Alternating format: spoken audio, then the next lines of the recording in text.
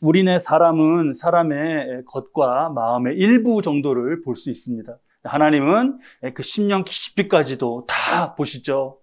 야곱의 심령, 그 깊은 차원, 제일 깊은 차원, 거기서 이렇게 솟아나오는 것, 그건 무엇이었죠? 옛사람의 모습 가운데 족하지 않다, 족하지 않다. 그것을 하나님께서 그 어려서부터, 아주 그 처음 출생 때부터 형 에서 보면서 자신이 둘째인 걸 보며 족하지 않다, 족하지 않다 했던 것을 고치시고 수술하시고, 그런 새 심령에서 터져나왔던 고백은 뭐였어요? 조카도다, 조카도다였습니다. 자, 그 후에 이제 사건이 진행되어서 오늘 우리에게 주신 말씀 1절 보면 이스라엘이 모든 소유를 이끌고 떠나 브엘세바에 이르러 떠났습니다. 이제 출발했어요. 모든 소유를 이끌고. 이때 여러분 이민이잖아요. 얼마나 이게 이삿짐 싸는 것도 많고, 우리가 어디 이사할 때 보면 준비할 게 얼마나 많아요. 그 준비하는데 또 애들 이렇게 거기서 뛰어놀고 뭐 울고 그러면 정신이 하나도 없습니다. 그런 준비할 때. 자, 지금 총 이게 몇 명이죠? 총 3대, 3대에 걸쳐서 70명이에요. 그러니까 한 사람 한 사람이 그 수십 년 동안 살았던 짐들 정리하고 뭐 난리였을 겁니다. 그래도 다 얼굴이 환했을 거예요. 왜냐하면 요셉을 통해서 열어놓으신 희망의 미래로 간다라는 그런 기대가 있지 않습니까, 지금? 자, 정신이 없으면 어떻습니까? 뭐 짐 싸다가 뭐 이러고 쳐갖고 망가지면 어때요? 그 애굽의 새 걸로 다 준비되어 있는데. 그런 기쁜 마음으로 준비하는 이 모습, 여기에서 우리 안에 이루어 가시는 하나님 나라의 모습을 딱 맛볼 수가 있죠. 우리 안에 이루어 가시는 하나님 나라는 뭐였어요? 주 안에서의 의와 평강과 희락. 그랬잖아요. 의와 평강과 희락이 그 안에 흐르는 거를 우리가 이 단면을 보고 느낄 수 있어요. 자, 이것이 우리 교회와 우리 가정에 흐르기 바랍니다. 야곱이 이런 준비를 하면서, 이런 분위기를 보면서 그 바로가 보낸 수레를 타고 애굽으로 가면서 야곱의 마음이 어땠을까? 야곱의 마음이 어땠을까요, 여러분? 자, 1절 말씀을 보니까 모든 소유를 이끌고 떠나 브엘세바에 이르러 그의 아버지 이삭의 하나님께 희생제사를 드리니 그랬습니다. 자, 중요한 순간에 예배를 드리죠, 지금. 이게 지금 단에서 브엘세바 아니에요? 이스라엘 그 가나안을 말하는 게 그게 백두에서 한라까지 우리나라 말하듯이 단에서 브엘세바 아닙니까? 그 브엘세바면 남쪽 경계잖아요. 이 가나안을 벗어나는 백두에서 한라까지 해서 제주도 끝에 간 거기에요. 그러니까 이 넘어가면서 이제 끝나는 거예요, 가나안은. 이때 야곱의 마음이 어땠을까? 어땠을까요? 야곱은 지금 130세예요. 어땠을까요? 그 마음을, 야곱의 마음을 우리가 2절과 3절 말씀에서 엿볼 수가 있습니다. 그렇게 브엘세바에서 예배를 드렸는데 2절에 보면 그 밤에 하나님이 이상 중에 이스라엘에게 나타나 이르시되 야곱아 야곱아 하시는지라. 야곱이 이르되 내가 여기 있나이다 하매 하나님이 이르시되 나는 하나님이라 내 아버지 하나님이니 애굽으로 내려가기를 뭐라고요? 두려워하지 말아라. 그러면 이 말은 곧 야곱이 그 브엘세바를 넘어가는 순간에 지금 야곱의 마음은 어땠다는 거예요? 불안했다는 거예요. 두려웠다는 거예요. 그거를 심령 깊이를 보시는 하나님이 아신 거예요. 그럼 야곱은 왜 마음이 불안하고 두려웠을까요?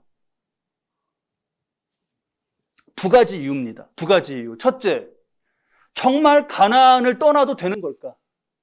지금 할아버지 아브라함, 아버지 이삭을 통해서 자신에게까지 이어진 하나님의 뜻은 뭐였어요? 약속의 땅 가나안에 사는 거였어요. 하나님이 가정을 치유하시고 요셉을 예비하셔서 애굽으로 인도하시는 건 알겠어요. 알겠는데 그래도 그렇게 해서 결정했잖아요, 가는 걸로. 그래도 마음에 여전히 주저함. 이게 정말일까? 여태 가나안에 머물게 하셨는데 불안이 남아 있습니다. 또 두 번째 불안은 뭐냐? 두 가지 중에 두 번째 뭐냐? 애굽으로 가도 될까? 이거예요. 애굽은 할아버지 아브라함 때부터 특별해요. 그렇지 않습니까? 아브라함이 애굽에 내려간 적이 있었죠. 기억나셔요? 그때 우리가 안 살아갖고 잘 기억이. 우리 말씀으로 다 알잖아요. 아브라함이 애굽에 내려간 적이 있죠. 그때 왜 내려갔죠? 기근 때문에. 그렇죠. 창세기. 이거 너무 잘 아셔서 말씀을 볼 필요도 없네. 그래도 한번 보시죠. 창세기 12장 2절 말씀. 12장 10절 말씀이죠. 네, 그 땅에 기근이 들었으므로 아브라함이 애굽에 거류하려고. 그때 기근이에요. 지금도 기근이고 똑같죠. 그런데 아브라함이 내려가서 애굽에서 그때 아내 사례를 두고 누이라고 하고 뭐 그러는 죄가 그때 일어났었단 말이에요. 그런 게 야곱의 마음에 남는 거예요. 게다가 아브라함 할아버지 그랬죠. 이삭, 아버지 이삭 때에도 애굽이 연관되어 있습니다. 창세기 26장 1절로 2절 말씀이에요. 아브라함 때 흉년이 들었는데 그 땅에 또 흉년이 들어서 이삭이 그랄로 가서 아비멜렉에 이르렀는데 2절 말씀에 우리 함께 읽을까요? 여호와께서 이삭에게 나타나 이르시되 애굽으로 내려가지 말고 내가 내게 지시할 땅으로 거주하라. 아버지 이삭에게는 명시적으로 애굽으로 가지 말아라 그러셨단 말이에요. 그러니까 가나안을 내가 떠나도 될까? 또 애굽을 내가 가도 될까? 이게 야곱의 마음에 계속 남아있는 거예요. 계속 남아있는 거예요. 그러니까 불안한 겁니다. 야곱은 지금 이 70인 중에서 가장 어른이에요. 그렇죠? 아무도 야곱의 깊은 속을 몰라요. 자손들 보는 앞에서 이걸 다 오픈할 수 있겠습니까? 자손들이 막 분주하게 준비해요. 그런데 거기에 웃음과 평강이 흘러요. 아버지를 보니까 아버지도 웃으면서 바라보는데 뭐 어떡하겠어요. 웃으면서 마주 보죠. 그러니까 자녀들이 기뻐해요. 아버지 웃으신다. 아버지 얼굴이 그냥 확 피셨어. 막 좋아해요. 그런데 거기서 다 표현할 수 없는 불안과 두려움이 마음 가운데 있는 거예요. 이게 말씀 그대로입니다. 잠언 우리 14장 13절 말씀 볼까요? 잠언 말씀. 우리 함께 읽겠습니다. 웃을 때에도 마음에 슬픔이 있고 즐거움의 끝에도 근심이 있느니라. 딱 이거잖아요. 우리가 이런 건 많이 느끼잖아요. 웃어요. 밖은 웃고 있어요. 그런데 여기 한편에. 그래서 우리도 똑같아요. 하나님의 말씀을 따르고 그 뜻을 깨닫고 결정을 합니다. 그러면서도 마음 한켠에 불안과 두려움이 남아 있어요. 발로 가고 있어요, 지금. 애굽으로 가고 있으면서도 마음에 남아요. 근데 이건 우리가 삶을 살아가면서 그대로 우리도 겪는 거예요. 느끼는 거예요. 그럴 때 여러분 그럴 때 내가 너무 믿음이 없는 건가? 너무 자책하진 마셔요. 이거는 믿음의 조상 아브라함 때부터 믿음 좋다는 족장들, 지금 야곱, 신약의 바울 다 그랬습니다. 가면서도 마음 한켠에는 남는 거예요. 그러면 이때 필요한 것이 무엇이냐? 이때 필요한 것이 무엇이냐? 그것이 바로 예배입니다. 우리가 주일에 정기적으로 이렇게 예배를 드리죠. 새벽 예배도 이렇게 정기적으로 시간이 되면 그렇게 예배를 드리죠. 그래서 우리에게 남겨지는 감각이 뭐냐면 예배는 언제 이렇게 정해진 시간에 이렇게 그 주일날 이렇게 그렇게 드리는 것으로 감각이 남아요. 근데 그렇지가 않습니다. 예배는 특별한, 예를 들면 이사라든가 개업이라든가 이럴 때 다 예배 드리고 하잖아요. 지금은 이민을 가는 특별한 상황 가운데 예배를 드린 그런 것도 있지만 예배의 중요한 면 가운데 있는 것으로서의 지금 이 예배는 야곱의 불안을 아무한테도 말할 수 없어요. 지금 자손들한테 그 불안을 하나님 앞에 꺼내놓고 이 이민에 대한 확신과 이 걸음에 대한 담대함을 하나님 앞에 구하는 거죠. 이때 예배가 필요합니다. 여러분, 하나님은 우리의 불안을 아세요. 우리의 걱정을 아십니다. 우리의 가장 깊은 속을 하나님 앞에 내어드리고 거기에 하나님의 임재와 하나님의 말씀, 그것으로서 힘을 얻을 때 비로소 우리는 앞으로 나아갈 수 있습니다.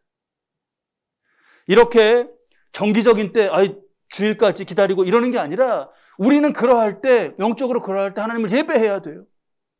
예배에는 힘이 있습니다. 하나님의 임재가 있기 때문에 그래요. 여러분, 우리 예배의 힘을 잃지 마시기 바랍니다.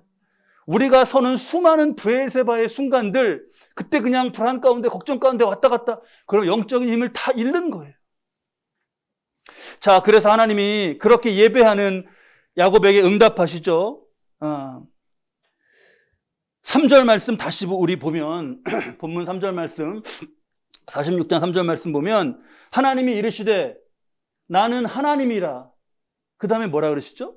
내 아버지의 하나님이니. 여러분 이거 우리 질문도 많이 하시고 그런데 통독하시고 그럴 때 말씀 읽으시면서 좀 이상하지 않으셨어요? 아니 난 하나님이다 그러면 됐지 왜 네 아버지의 하나님이니 왜 그러시는 거죠? 왜? 이게 그냥 그렇게 말씀하시는 게 아니에요. 하나님이 뭐냐, 야곱이 지금 두 가지 중에서 첫 번째로 불안한 건 가나안을 떠나도 될까잖아요. 그런데 나는 너 아버지 하나님이다는 말씀은 뭐냐 하면 내가 네 아버지한테 가나안으로 가서 살라고 했던 그 하나님이야. 그 하나님이야 라고 말씀해 주시는 거예요. 나는 하나님 이르시되 하나님이 이르시되 나는 하나님이라. 나는 하나님이라. 이게 이제 원문에는 히브리어에는 하엘입니다. 하엘. 엘이 우리 뭐죠? 엘이 하나님이잖아요. 하가 붙어. 하가 그 영어의 그 더와 같은 거예요. 정관사 더. 그러니까 어떤 하나님인 거예요? 그 특정되는 그 하나님이다.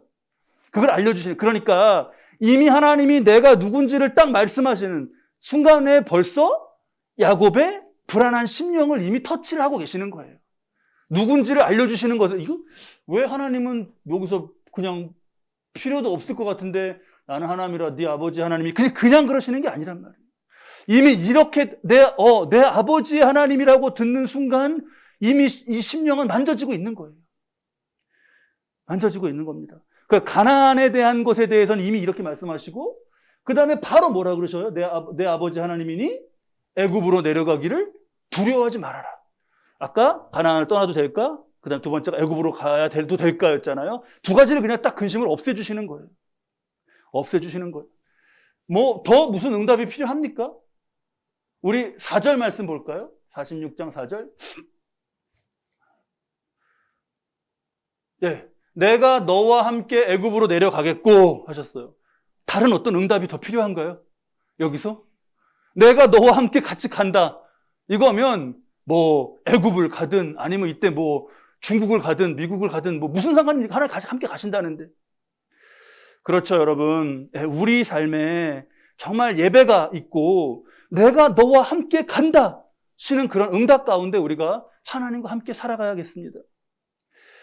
믿음으로 결정하지만 불안해하는 우리의 연약함. 아브라함, 이삭 뭐 다 사도 바울도 다 그랬다 그랬죠. 그때 똑같이 인간이기 때문에 그런데 차이는 뭐냐? 차이는 그때 예배하며 하나님의 영으로 충만하여서 결정하는가? 그게 차이입니다. 그게 아니면 나의 걱정을 계속해서 묵상하고 가나안을 떠나도 되나? 애굽으로 가도 되나? 이거 계속 반복하는 거예요. 여러분 이걸로 답이 나옵니까? 가나안을 떠나도 될까요? 야, 할아버지 애굽으로 가셨지.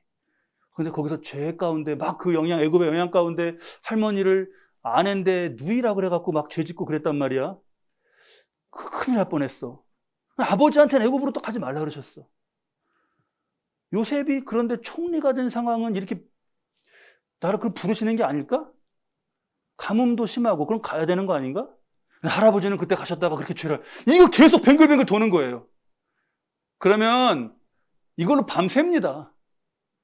날은 밝아오고 몸은 피곤하고 할아버지가 그러셨죠. 다 가야 되는 거 아닌가? 계속 이거 고민하는 거예요. 자, 그리고 밤샜어요. 그 다음날 밤 또 옵니다. 애굽으로 가도 되는 건가? 애굽으로? 가면 어디 살지? 애굽은 농사 짓는 나라인데 안 맞아요. 이게 내 머릿속으로 안 맞아요. 애굽은 농경사회고 그렇잖아요. 우린 유목인데 우리 가족 흩어지는 거 아닐까? 뭐 애들 얘기로 변방 어디에 산다는 것 같던데 그러면은 밖에서 이민족이 쳐들어오면 우리가 제일 먼저 죽는 거 아니야? 그러면 또 그날 밤 셉니다. 스탑, 끝.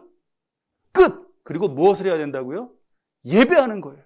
하나님의 임재 가운데 답을 구하는 거예요. 바울 그 감옥에서 온갖 생각 가운데 막 내가 왜 감옥에 있냐 억울하고 뭐 생각 별 천만 가지 생각이 들 때 그냥 그거 스탑, 끝 하고 뭐 했어요? 찬양했어요. 옥문은 고민할 때가 아니라 예배할 때 옥문이 열렸습니다. 자, 이것도 또한 우리가 이 역사를 보면서 중요하게 또 이 안에서 깊이 봐야 될 건데요.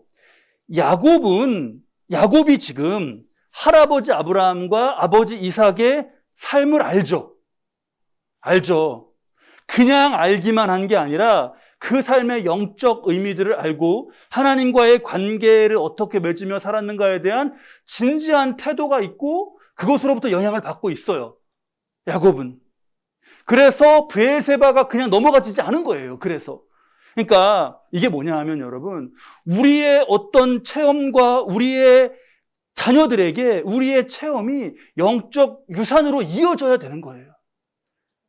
아버지의 체험이 그건 뭐 옛날 일 말씀하시네 아버지 이렇게 말고, 어머니의 신앙이 그 요즘 맞지도 않는 거잖아 이렇게 거부되지 않고 그게 영적으로 계승돼야 되는 거죠. 이게 여러분 어느 세대나 자신들은 다 새로운 세상에 산다고 생각해요. 어느 세대나. 근데 옛날이나 이제나 세상에 사는 건 누구예요? 그건 그냥 인간이에요. 옛날 인간이나 지금 인간이나 똑같이 뭐예요? 인간이에요. 그래서 맨날 일어난 일이 또 일어납니다. 우리 전도서 보고 있잖아요. 해 아래 일은 계속 반복된다. 아유, 아버지 어머니 옛날 얘기하시네. 아니, 지금 얘기하시는 거예요.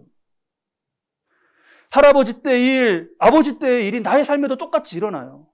당장 우리 봤잖아요. 아브라함 때 왜 애국 봤다고요? 가뭄 때문에. 이삭 때 왜 가려고 그랬다고요? 가뭄 때문에. 그 가뭄 또 들었잖아요.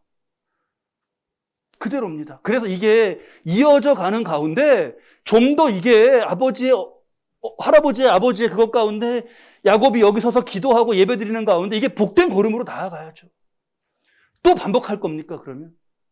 할아버지 때 옛날 얘기고, 이삭 때 옛날 얘기고, 그러면서 또 반복할 거냐. 아프니까 청춘이다, 이 말 있잖아요. 이 말이 요즘에 아주 얘기가 많더라고요. 아프니까 청춘이다. 어떤 뜻으로 이렇게 했는데, 청년들 자신들은, 그 말 아주 싫다는 거예요. 아프면 병원에 가야지. 아픈데도 청춘이다. 그러니까, 근데 저는 그 말에 공감해요. 청년들의 말에. 이렇게 묻고 싶어요. 내 자식에게 아프니까 청춘이다. 이렇게 남보듯이 그렇게 얘기할 수 있습니까? 내 소중한 사람이 아파요. 힘들어요. 그러니까 청춘인 거야. 그리고 나는 그냥 내 볼일 볼 수 있나요? 이거 꼭 그거 같지 않습니까? 요셉은 구덩이에서 울고 있는데 밥 먹고 있는 것 같지 않으셔요? 가능하면 아픔을 줄이고 시행착오를 줄이고 그렇게 세대가 세대로 이어져 가면서는 그런 은혜가 역사가 있어야죠. 우리가 자녀들에게 잘 계승해 주시는 걸 바라고 자녀들이 또 잘 계승해 가는 거를 소망하고 그러는 거예요. 자녀들은 자녀들에게 달려있죠. 그러면 나는 무엇을 계승해 줄 것인가? 나는 무엇을 계승해 줄 것인가? 브엘사바에서 이 순간에 야곱이 예배드린 거, 이거 어디서 온 거죠? 이거 왜 여기서 브엘사바에서 이럴 때 야곱이 예배드린 거, 이거 어디서 온 거예요? 네, 아브라함이 그랬고요. 할아버지가 그랬고 아버지가 그랬어요. 그래서 이렇게 내려온 거예요. 아브라함 가나안 도착해서 갈대아우르에서 가나안 도착해서 제일 먼저 한 게 예배였어요. 아까 이삭에게는 애굽으로 가지 말아라 그러셨죠. 하나님이 안 갔어요. 거기서 막 그랄에서 이렇게 있는데 그랄 목자들이 와서 막 시다리하고 우물 때문에 그거 우리 알잖아요. 그러다 우물 얻었죠. 그리고 나서 이삭이 한 게 뭐예요? 예배드렸어요. 자, 이런 영향과 이런 계승을 우리가 잘 봐야 됩니다. 간단한 산수 수학 간단한 계산인데 한번 잘 여러분 맞춰보셔요. 아브라함이 이삭을 몇 세에 낳았죠? 아브라함이 이삭을 100세, 99세의 잉태를 알고 낳은 거는 100세에 낳았어요. 아브라함이 100세에 이삭을 낳았는데 이 이삭은 60세에 야곱을 낳았습니다. 그러면 야곱이 태어났을 때 아브라함은 몇 살이에요? 예. 아무도 어려워 안 하시네. 아브라함은 그때 160살이에요. 아브라함이 손주 봤을 때가.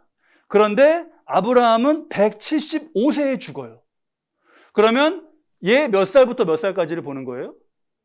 0살부터 15살. 그러니까 아기 때, 청소년 때 뭐 이런 거예요. 아브라함에 관한 말씀이 앞에서 말씀에 나올 때 야곱은 거기 등장하지도 않습니다. 그런데 아이가, 청소년이 걔가 뭘 알아?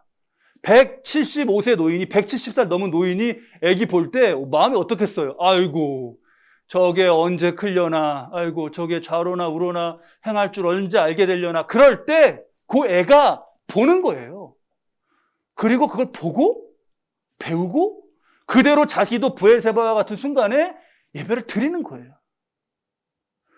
자, 중요합니다. 보고 배운다는 의식도 없이 배워요.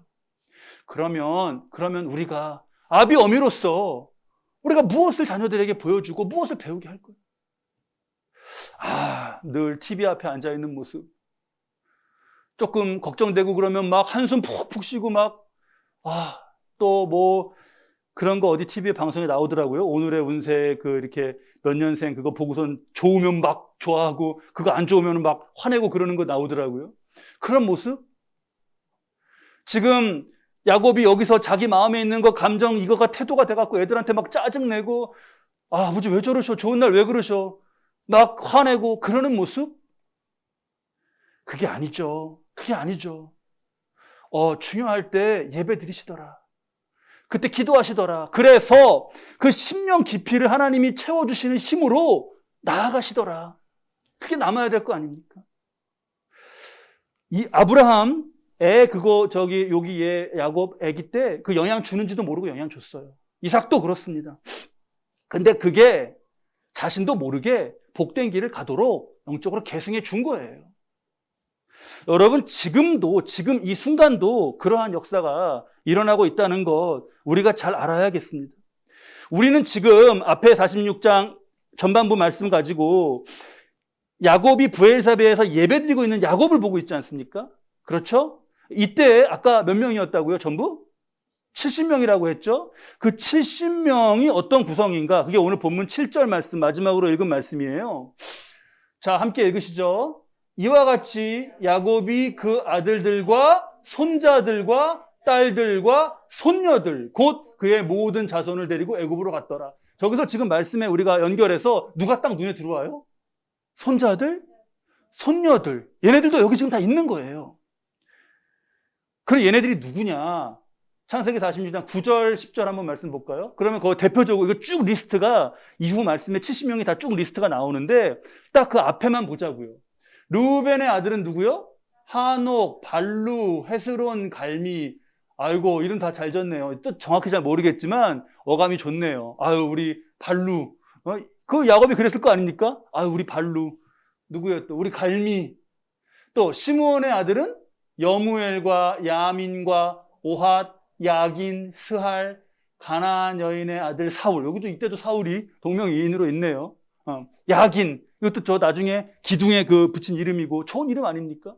우리 발루, 우리 야긴, 그래, 놀아라. 부모님들 준비하시는데 놀아라. 이랬을 거 아니에요. 근데 얘네들이 할아버지가 브엘세바를 넘어가실 때 뭐 하시더라를 기억하는 거예요?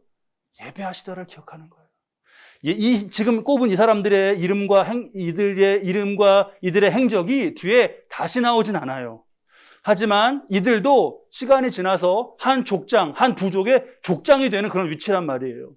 그러면 그럴 때 더 나이가 들어서 언젠가 그때 이해할 수 있을 거 아니에요? 할아버지가 겉으로는 웃으셨지만 속에 우리도 그걸 이제 이해하잖아요. 아버지가 그때 웃으셨을 때 내가 그 나이 되고 보니까 그때 속은 또 불안 가운데 겉은 또 웃으셨던 거구나. 이거 알잖아요. 그럼 얘네들도 발루도 갈미도 여무엘도 나중에 그때 할아버지가 겉으로는 웃으셨지만 속에는 두려움이 있으셨구나. 그래서 그 예배 드리셨구나. 그게 남는 거죠. 그리고 그걸 드리는 거죠, 자기도. 10절 마지막에 보면 누가 나와요? 가나안 여인의 아들 사울.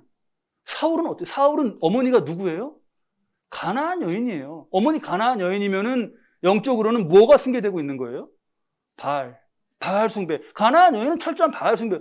그런데 가나안 여인, 저 이름 안 나왔지만 저 여인과 또 사울과 다 뭐예요? 시아버지와 또 사울에게는 누구 어떻게 되나? 외할아버지와 이런 가운데 여호와 신앙이 자연스럽게 야곱은 거기서 불안 가운데 하나님 앞에 예배드리면서 애들이 보고 이런 거 배우는 거를 부지불식이란 말이에요, 지금. 그런데 이게 전해지는 거죠. 다 여러분 우리도 그렇게 부모님들의 믿음 안에서 자라고 또 기도 가운데 자라고 그러지 않았습니까? 행여 내가 처음 믿는다, 첫 때다. 그러면 사명이죠, 이거는. 나는 이제 이것을 전해줘야겠구나. 저도 이거 여기 말씀 묵상하면서 어린 시절 생각나요. 근데 어린 시절에 교회에서의 일들 생각하면 이제 시간이 한참 지나서 그것이 의미가 새롭고 웃음이 나고 그때 생각하면 그렇습니다. 어떤 게 생각이 났냐면 이제 어느 주일이었나 봐요. 지금 이제 우리 애들 이렇게 떨어져 드리고 그러는데 같이 어른하고 예배드리고 아마 무슨 어버이 주일인가 그런 특별한 주일이었던 것 같아요. 그래서 부모님이랑 같이 예배 드리는데 그날 설교의 주제가 뭐였게요? 어버이날 설교의 주제가 부모님께 잘하라는 거였어요. 잘하라는 말씀. 그래서 같이 예배드리고 막 그러다가 이제 나와서 이제 같이 그 교인분들 이렇게 나오다가 제가 물었습니다. 저기 아버지 오늘 설교에 그 목사님 말씀하신 게 부모님에게 잘하라는 거죠? 그랬어요. 그랬더니 잘 들었다고 좋아하시면서 그렇다 그러셔요. 그래서 제가 그랬어요. 근데 부모님에게 잘해라를 어떻게 그렇게 길게 30분 동안 말씀하세요? 그랬어요. 그랬더니 주변에서 막 다 웃으셨던 거예요. 그때 막 그랬어요. 어떻게 그거를 그냥 부모님에게 잘하십시오 그러면 되는데 30분 동안 계속 말씀하시나. 그러면서 저도 모르게 그 영향 아래에서 그런 걸 다 물려받으면서 잘하고 그러는 거죠. 서영이도 그렇게 잘하고 있고 우리 가정에서의 또 애들이 그렇게 잘하고 있고 민서가 리은이는 이제 너무 많이 컸나? 청소년도 넘어서 청년이고 하니 또 강래가 다 우리의 자녀들이 그렇게 잘하는 거 아니에요? 자, 대가족 이 이민의 정신없는 상황 가운데에서 숨겨져서 흘러가고 있는 이 은혜의 역사. 나는 별거 아니라고 생각하고 부지불식간에 있는 일 가운데에도 하나님의 큰 섭리는 흘러가고 있습니다. 우리 함부로 행하지 말아야겠어요. 내게 복된 영적 유산, 내가 정말 그것을 잘 계승하고 있는가? 그런 영향력 가운데 있는가? 늘 그것을 돌아봐야겠습니다. 자, 하나님께서 그런 임재와 말씀으로 야곱에게 확신을 주셨죠. 그러면 하나님의 섭리를 말씀해 주셔요. 지금 가나안을 떠나도 된다시는 거고 애굽으로 가도 된다시는 응답이잖아요. 그러면서 한 가지 또 중요하게 말씀하신 게 뭐냐면 3절, 우리 다시 46장 3절 말씀인데요. 애굽으로 내려가기를 두려워하지 말아라. 그리고 뭐라 그러시죠? 내가 거기서 너로 큰 민족을 이루게 하리라. 이거를 이때 알려주시는 거예요. 그러니까 여러분 뭘 우리가 봐야 되냐 하면 이게 다층적이에요. 하나님은 다층적. 무슨 얘기냐면 야곱의 가정을 다루어 가시면서 한 사람 한 사람을 변화시켜 가시는 역사를 하시는 거죠, 지금. 그 섭리가. 그렇게 변화시켜 가시는 섭리가 흘러가고 그 위에 요셉이 고백한 것처럼 당신들은 나를 팔았다고 생각하지만 하나님 먼저 예비하셔서 당신의 생명을 살리시는 겁니다. 라고 하는 이 섭리가 또 흘러가죠. 그렇죠? 두 개가 레이어로 이렇게 흘러가요. 그 위에 또 뭐가 흘러가는 거예요? 애굽에서 큰 민족을 이루게 하시는 게 또 흘러가는 거예요. 그럼 이게 몇 중 구조인 거예요? 3중 구조죠. 근데 우리는 이거를 3중 구조라는 걸 여기까지만 그냥 봐서 그냥 아는 거지 이게 몇 중으로 더 있는지 그 70명 가족 각 개개인에게는 또 어떤 하나님의 섭리가 있어서 이게 몇 차의 섭리가 담겨 있는지를 우리가 모른단 말이죠. 그래서 오늘 제목을 N차, 하나님의 N차라고 제가 말을 썼어요. N차. 그 수학에서 N차라, N은 그 임의의 자연수잖아요. 누가 우리 밥 먹고, 야, 밥값 다 N분의 1로 내자. 그러면 몇 명이야? 우리 5명이야. 그러면 5분의 1로 이렇게. N은 어떠한 숫자든 거기다 넣을 수 있는 거란 말이죠. 그래서 하나님의 섭리에는 이게 N차가 있어요. N차. 고센, 애굽 동쪽, 변방, 목초지. 그쵸? 목초지. 양 먹일 수 있는 거. 변방, 여기서부터 중심에서 떨어져 우상 숭배하지 않는 거. 그 다음에 동쪽, 나중에 출애굽할 때. 이거는 또, 그러면 이거는 또 몇 차, n차에 여기서 n은 몇이에요? 고센을 두고 n은? 아, 이게 수학식이 되니까 좀 어려우신가? n 값이 몇이에요? 고센에서는? 봐요. 빨리 나가는 거. 출애굽 때. 두 번째, 영적으로 물들지 않는 거. 세 번째, 목초지에서 유목민으로 사는 거. 그럼 n 값은 몇이에요? 3이죠. 이것 또한 우리가 n 값을 3으로 그냥 이렇게 꼽은 것만 알지 몇 차인지를 모른단 말이에요. 맨 끝은 우리 삶도 똑같아요. 맨 끝은 맨 위에 마지막 그 차원은 뭐냐 하면 우리가 천국에 가는 거예요. 우리의 구원이에요. 그리고 우리가 아는 이게 예수 하나님이 인도하시는 거구나 아는 1차, 2차 이렇게 있어요. 이 사이에 이 레이어가 몇 개인지 몇 섭리로 n이 몇인지를 우리는 알지 못한단 말이죠. 그런 모르는 것 중에 하나를 지금 말씀해 주신 거예요. 너로 큰 민족이 되게 하시겠다. 왜 큰 민족이 이렇게 여기 가야 되지? 하나님이 이렇게 말씀하시니까 이제 이거 해보게 돼요. 그때 몰랐어. 이거 야곱이 내려가면서 저기 가갖고 큰 민족이 우리가 되고 이걸 뭐 어떻게 알겠습니까? 지금 가야 되나 말아야 되나 내 불안도 지금 추스리기 어려운데 이걸 어떻게 알겠어요? 근데 이걸 하나님 말씀하시고 나서 우리가 다시 말씀을 보니까 뭘 하시는지 알겠다. 깨닫는 거, 말씀으로 깨닫는 거예요. 지금 70명이 내려가죠. 400년 뒤에 몇 명이 되죠? 70명이 400년 뒤에 장정만 60만. 그래서 244 그냥 곱해서 240만 이상이다 이렇게 얘기한단 말이죠. 240만의 사람. 하나님 근데 이들이 노예라고 말하잖아요. 그럼 하나님 애굽에 내려가서 기껏 노예 만들어 놓으신 건가? 240만의 노예? 아니에요. 그게 아니에요. 출애굽기에 여러분 노예라는 말은 나오지 않아요. 우리 왜 히브리 노예들의 합창 이런 게 왜 그렇게 이름 붙여졌는지 모르겠어요. 노예는 성경에 나오는 말이 아니에요. 출애굽기에. 출애굽기 1장 9절 말씀 볼까요? 대표적으로 이것을 보시죠. 이게 바로가 한 말인데 뭐라 그러죠?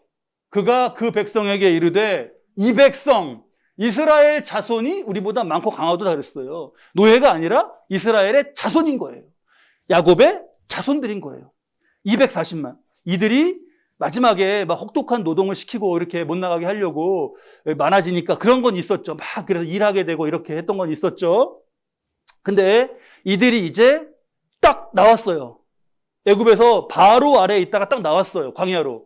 이제 신분이 뭐예요? 자유인이죠. 신분은 자유인이에요. 이때 신분이 자유인이라는 건 바로와의 관계 가운데 이제 거기서 벗어났으니까 자유인인 거잖아요. 자유인. 그리고 나서는 그 다음에 이제 자유인이다. 이건 이제 기쁜데 자유인이다 기쁜데 그 하루 종일 기쁘고 그 다음 날도 기쁘고 그런 일인데 그러기엔 당장 뭘 해야 돼요? 계속 그 기쁨을 유지하고 하려면 자유인 됐다라는 것만으로 계속 기쁜 게 아니잖아요. 광야에 나왔는데 어떻게 할 거예요, 이제? 먹어야 되고 자고 살아야 되잖아요. 야, 우리 여기 이제 저기는 안 가. 여기 살아야 되는데 어떡하지? 여기 광야에서 뭐 어떡하냐? 그랬더니 그 중에 뭐라 그러는 거예요? 내가 그 이동 막사 지을 줄 알아. 기숙자가 나오는 거예요. 이게 왜 나오는지 아시겠죠? 이동 막사 지으려면 나무도 해야 나무도 해야. 내가 할 줄 알아. 내가 할 줄 알아. 우리 지금 집 지려면 전기, 배관, 하수도, 상수 막 해야 되는데 그때 다 내가 할 줄 알아 나오는 거예요. 이게 어떻게 나올 수 있어요? 피라미드까지 짓는 당대 최고의 그런 건축가 이걸 했던 거기서 그걸 했던 이들이에요. 누워 떡 먹기죠. 집 짓는 거는 일도 아니야. 그래서 집 짓고 뭐하고 조직하고 행정 다 나왔어요. 다. 그러고 보니까 큰 민족을 이루신다는 게 하나님께서 애굽을 마치 말하자면 어떤 인큐베이터 같은 걸로 쓰신 거구나. 이렇게 깨달아 알게 되는 거죠. 그 지금 시점에는 70명을 미약한 그들을 여기 인큐베이터 안으로 넣고 계시는 거예요. 이 N차의 섭리를 어떻게 알겠냐는 말이에요. 그래서 그럼 우리는 그건 모르겠어요. N값이 몇이 내 지금 삶 가운데 N값이 몇인지 2일 가운데 1차는 이건 것 같아. 2차, 3차, 4차 모르겠어. 몇인지도 모르겠어. 사실 그게. 그러면 몇 겹인지도 모르는 그거를 풀려고 하는 것도 하는 거지만, 그것도 잘 해야겠지만, 그래서 우리에게 필요한 건 뭐냐? 그래서 육신의 눈으로만 살아서는 안 된다는 거죠. 그래서 믿음의 눈으로 살아야 된다는 거예요. 그래서 여기서 지금 이 결론이 도출되는 거예요. 믿음의 눈이란 뭐냐? 당장 지금 이걸 다뤄 여기지 않는 거예요, 일단. 그것부터 시작하는 거예요. 이게 여기에 빠져갖고 여기가 다다라고 그러고 빠져 살지 않는 거예요. 믿음의 눈이라는 게 또 있는, 육신의 눈으로만 살지 않는 거죠. 산속에서 길을 잃은 사람이 거기만 주변만 보고 다니면 맴돌다가 산에서 못 나옵니다. 알프스에서 조난당한 사람이 13일 만에 구조된 일이 있었어요. 알프스 산 거기에서 험한 데서 13일 동안 조난을 당했는데 구출이 됐어요. 그 사람이 구출되고 뭐라 그러냐면 매일 12시간씩 걸었다는 거예요. 나가려고. 매일 12시간씩. 근데 나중에 그 사람이 돈 거를 이렇게 해서 고증을 해보니까 반경 6km 안에서 뺑뺑 돌았어요. 반경 6km 안에서 계속 돈 거예요. 그래서 탐험가들은 뭐 지도를 보고 등고선을 익히고 땅에 이것만 보는 걸로만 훈련을 하지 않아요. 탐험가들은 뭘 훈련하냐? 하늘을 보는 훈련을 합니다. 하늘을. 그래서 산에서 길을 잃으면 나무 보고 뭐 여기 그 길인가 아닌가 이러고 있을 게 아니라 고개를 들어서 뭘 찾으면 되는 거예요? 무슨 별을? 우리가 탐험가가 아니어갖고. 근데 말씀하셨는데 누가? 북극성. 그렇죠. 그냥 이 나무가 그 나무 아니어서 이거 무슨 뭐 자작나무, 여기 또 소나무 그건가. 이게 아니라 고개를 들어서 뭘 봐야 돼요? 북극성을 딱 보면 된대요. 그러면 그다음부터 별자리를 이제 배운 게 있으니까, 이 방향이구나. 이렇게 나오는 거죠. 여기선 안 나온단 말이에요. 이렇게 봐야 나온단 말이에요. 그럼 이게 야곱과 같은 지금 브에세바에서 영적으로 우리에게 뭐냐? 믿음의 눈으로 하나님을 바라보고 하나님 주시는 말씀 가운데 판단을 해야 이 상황에서 뭐 브에세바에서 돌아갈 건지, 영 아니다 하나님 돌아가라 그럼 돌아가는 거잖아요. 애굽으로 가라 그럼 가는 거, 어떻게 할 건지를 그때 거기서 결정할 수 있는 거죠. 자, 이 믿음의 눈을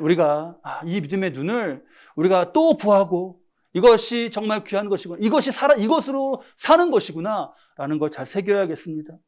누가복음 10장 22절로 23절 말씀으로 우리가 잘 정리하시죠.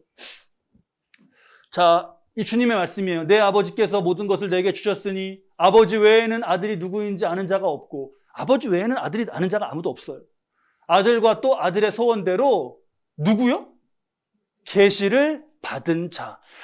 계시는 내가 알아서 가는 게 아니죠. 임하는 거잖아요. 알려주시는 거고. 외에는 아버지가 누구인지 아는 자가 없나이다 하시고, 우리 23절 말씀은 함께 읽을까요? 제자들을 돌아보시며 조용히 이르시되 너희가 보는 것을 보는 눈은 복이 있도다. 이 복입니다, 여러분. 너희가 보는 것이 뭘까요? 23, 너희가 보는 것. 이 말씀을 예수님이 하시니까 제자들이 예수님을 이렇게 보고 있었겠죠? 그러면 예수님을 본다는 것은 뭘까요?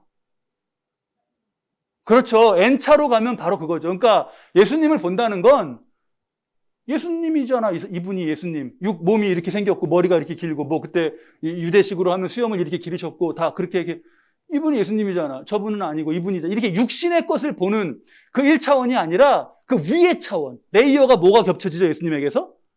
예수님이 메시아이고 예수님을 통해서 하나님 나라를 보여주시고 예수님이 하나님 이 N차를 보는 거, 그 눈이 뭐라고요, 예수님이? 그 눈이 복이 있다시는 거예요. 자, 우리 말씀 이렇게 정리하시죠. 우리 육의 눈도 잘 관리해야 됩니다. 저 보셔요, 여러분. 저 보시고 육의 눈을 관리해야 되는 거 꼭 잘 거듭거듭 새기시기 바랍니다. 아직도 빨개요. 그래서 이렇게 어디 나가고 어디 가서 식당이나 어디에서 이렇게 계산할 때 마주 보시는 분이 눈이 왜 이러신가 바라봐요. 너무 빨가서. 자, 육신의 눈도 잘 관리해야 돼요. 뭐 좋은 거 있다면 먹고 이렇게 다 해야 됩니다. 더 잘 관리해야 되는 것은 무엇이다? 믿음의 눈이다. 믿음의 눈이다. 육의 눈으로 다 볼 수 없는 하나님의 섭리의 N차원, 그것은 믿음의 눈으로 보면서 기도하고 예배, 그런 가운데 능력과 지혜를 구하면서 그 섭리가 나의 걸음감의 순종 가운데 복되게 이루어져 가기를, 이 자세 가운데 우리가 살아가야 하겠습니다. N차원에서 나를 향한 사랑과 선하심으로 인도하시는 은혜, 그걸 우리가 믿음으로 보고 감사하며 하나님 붙들고 하나님이 동행하시는 가운데 지금 이들이 걸어간 이 복된 걸음을 오늘 나의 삶의 자리에서는 우리가 우리의 브엘세바에서 걸어가실 수 있기를 주님의 이름으로 축원합니다.